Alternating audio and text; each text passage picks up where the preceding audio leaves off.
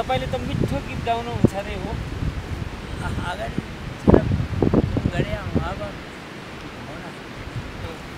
त्यो चाहिँ गाउनुहुन्छ मिठो गाउनुहुन्छ तपाईले त्यसो भने सुनाउनु पर्यो त हैन कति गीत सुनाउनुहुन्छ त हिराबाई चाहिँ यहाँ बजारबाट यति टाढा आछ यत्रो गरेर आछ अब तपाईले चाहिँ कति तीनटा गीत गाइदिनुहुन्छ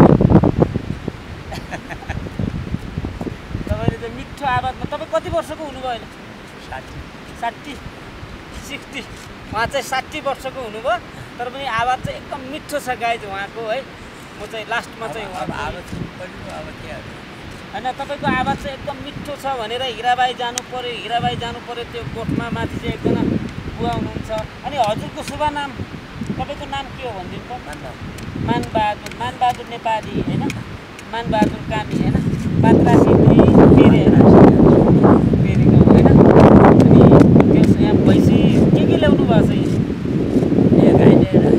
गाई लिएर अनि गाई धुनुहुन्न हामीलाई दही चाहिँ खुवाउनुहुन्न नाना हुन्छ धेरै हुन्छ गाईले यत्रो छ त यत्रो हरियाली छ अनि फेरि पानी पर्यो भने नापालिका त छ आजकल चल्ला गर्दैन आगोमा त हैरान धेरै दिक्कत छ